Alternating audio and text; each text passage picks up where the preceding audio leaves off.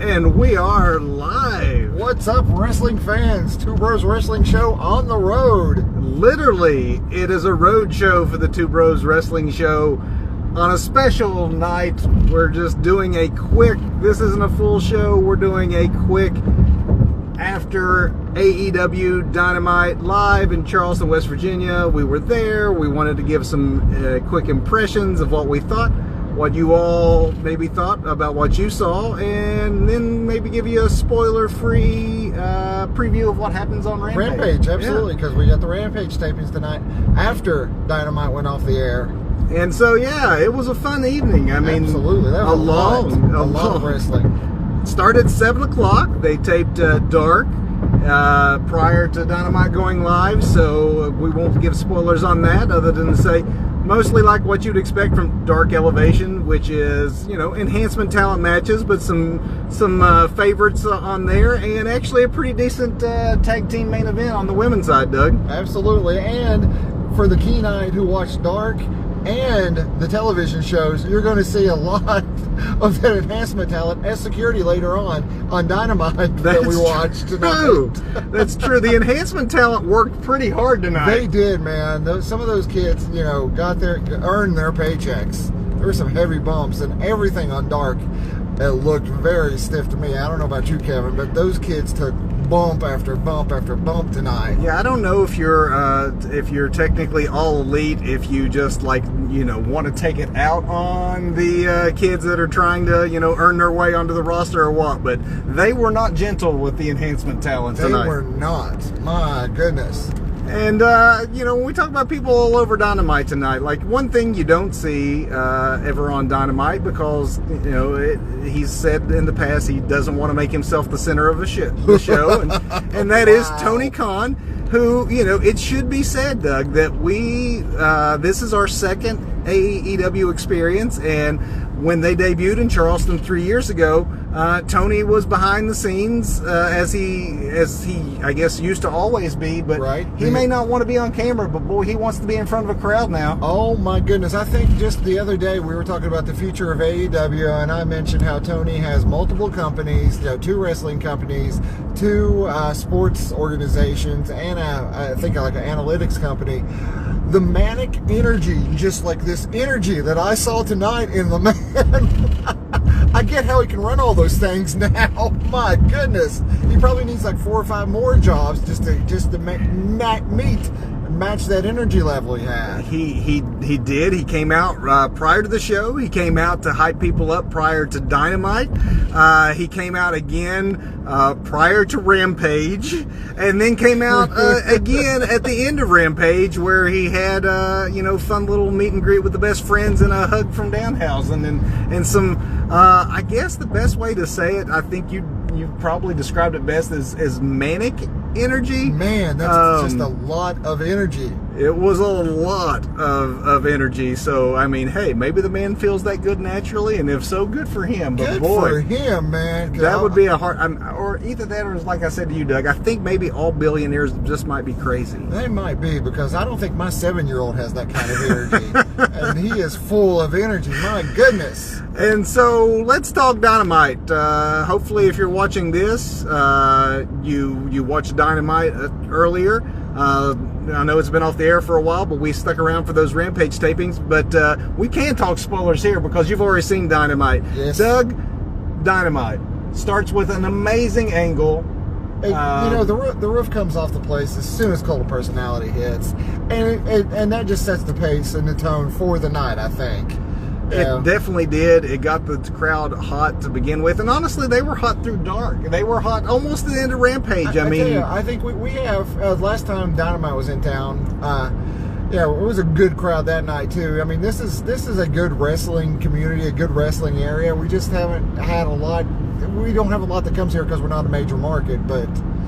You know, when they do come, we sure show our appreciation, I think. We showed our appreciation, and people were on their feet for good portions of the night. I mean, and this is Awesome Chance, and the bowl was pretty much all the lower bowl was full, the floor was full. There were uppers, you know, that were not taken, so I'd say at least 8,000, 10,000 maybe. Yeah. Really solid crowd.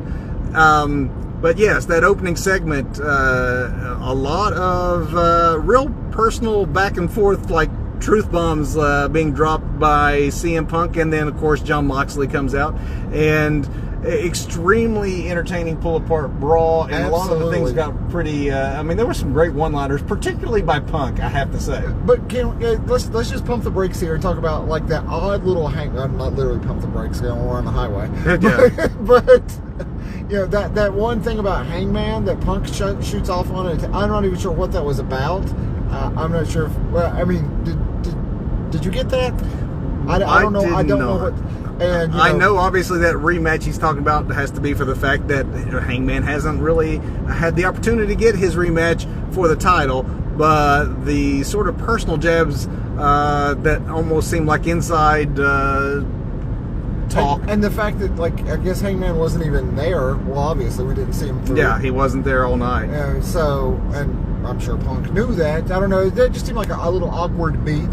Yeah. That and the fact that, the crowd is from Charleston, West Virginia, and understands the difference between Virginia and West Virginia, which I'm not sure Punk fully got.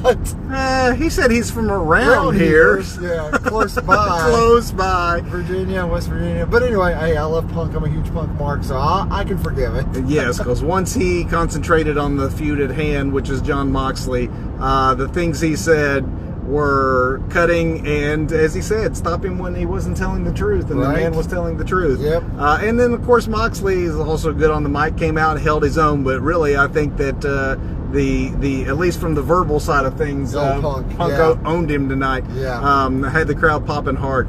Again, great hot way to open the show. And then, Doug, we get our first match. Oh, and what a match. My goodness. We will talk more about this match, I'm sure, on Sunday night. I have a strong feeling that it's going to take a lot.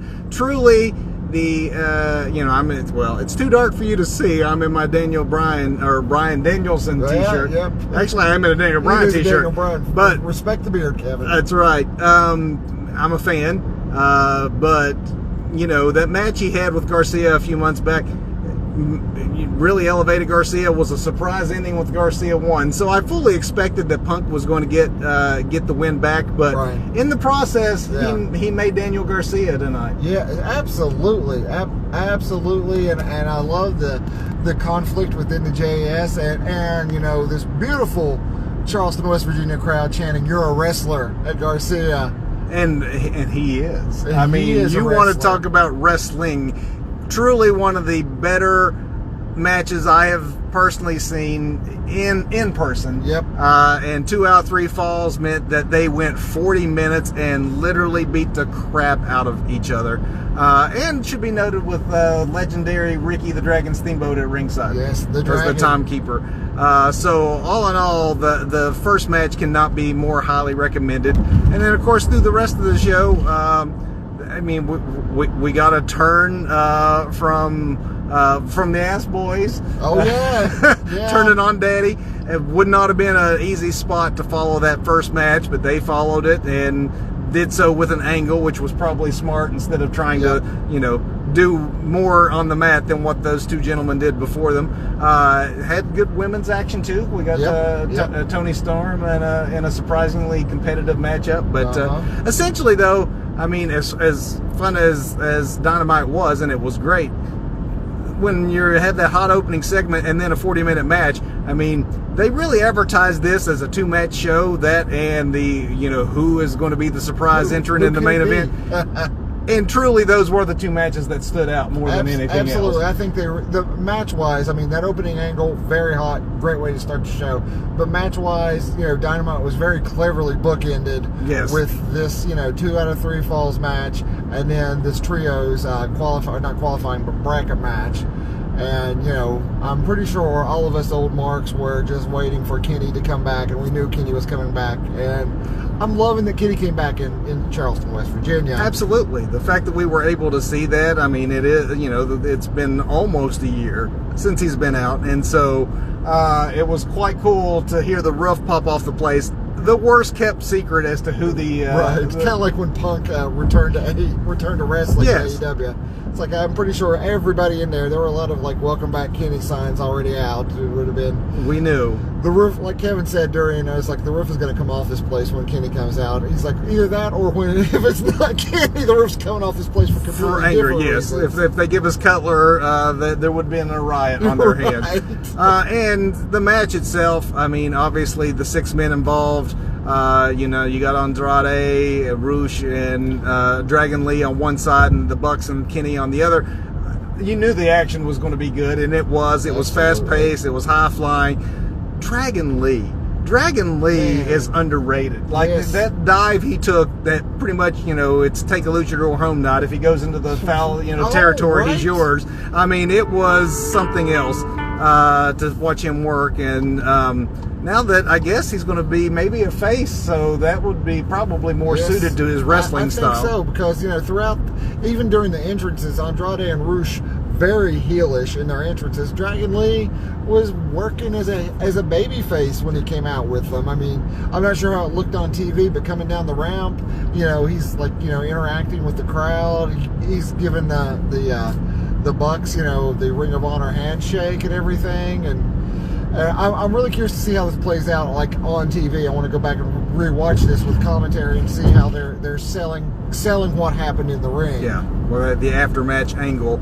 And, you know, Kenny, I mean, obviously Kenny Omega, one of the best wrestlers in the world, maybe a little rust, I don't know. You know, there was a couple of things that he seemed a little disappointed in himself being a step off, but hey, it's been almost a year. Overall, he acquitted himself very nicely. Thought it was interesting he wrestled in a shirt. Right. And with a sling, so I don't know if that's a work that he's still hurt or if he's legitimately I'm wondering, because it wasn't medical necessity. That was definitely a compression shirt. Yes. And then the sling over top of the compression shirt. And great main event, like you said. Absolutely. Great, well bookended with the opening and closing. Dynamite goes off the air as we wait for the turnover to Rampage. You know, as is typical with AEW. Actually, this is typical, really, with the Elite starting this back in Japan, and then following through on Ring of Honor, talking to the crowd afterwards, sort of off camera. I will say it's a good thing it was off camera, because Kenny there was a little bit all over the place. He was, but you know, and odd, but well, hilariously odd. Kenny even said he's going to get a little bit odd with it. He did, but you know. Again, I'm curious to see how the Bucks and Kenny, especially since I see Don Callis come out with Kenny. Yeah. I did not expect that. Actually, we didn't address that as part of the Dynamite show. An interesting thing to have in your presentation, because there's no way Don Callis is ever a face. Right. So, and you know, Callis, it looked like stayed at the announce table until the end. True. So it'd be good to hear what you know, how he was presented on camera. But yeah, you know, obviously it's just for the fans there. So the fact that he was both heel and face and back and forth and odd, it's Kenny Omega. So we'll all forgive all that. We can forgive Kenny. And then we get into Rampage, and again, we know that it hasn't aired yet, so we won't give any spoilers for Rampage. But honestly, it's an extra hour bonus wrestling for your buck, and you've paid for the tickets. So Tuesday or this Friday night, 10 o'clock TNT, you can watch what we just had presented in front of us. Doug, nothing to the level, obviously, of what you would see on Dynamite, but it was a fun show. It was a fun show. I particularly enjoyed the Hook FTW Championship match he had with the reality star guy. I forgot his name. Just to be able to say that we've seen Hook this early in his development will be something we'll look back on. I thought the tag team title match actually was a nice little match. Absolutely. I really like the big guy, small guy tandem that Swerve and Keith have going on right now. How over are both of those guys, Swerve and Keith Lee, both? Supremely over. And then a couple of matches that are probably like, enhancement level matches, but we did see some angles develop on Rampage that I would suggest checking out, including one that involves the legendary Ricky the Dragon Steamboat. We won't give anything more away on that, but his night was not done, and which meant he was planted firmly in front of Doug and I, so hopefully you will see us at 10 o'clock on Friday night on TNT. And then, the main event of Rampage, which, has been advertised, so it's not a spoiler that it's the Trust Busters versus the Good Friends. fun match, just a fun go-home match for the crowd. So I don't know how this will look on TV, but there was one instance where I thought Parker Bordeaux had actually just broke his neck. That's true. Because he came out, he comes through. I don't even remember which member of Best Friends it was that he does that. I don't know what the move is called, where he takes them and then they go backwards over the top rope. Yes. Dude, with so much momentum and so much force, he took himself over the top rope too, but it just looked like such a clumsy landing. That was obviously not intentional. It was very, very frightening. Kid bounced right back up, but it just looked nasty. Dude is a beast, and you look at him, and he's a physical specimen to the point that it is weird that NXT gave up on him, that Vince McMahon gave up on him, but he is green as grass still, and it probably does not do him any favors. I mean, you look how you look. You can do nothing about the thick neck and all that, but hair color, like costuming, like there's got to be some things you can do to make him not look mannerisms too, man. It's too much like Brock Lesnar for his own good. I think he'll probably, find it eventually, but right now it's way too much of a Brock Lesnar light going on for him. But of course, Best Friends over, Orange Cassidy, super over. You get, this maybe is a slight spoiler, but probably something you're all expecting to or should. You get some Danhausen, cameos. So again, more as much for comedy as for action.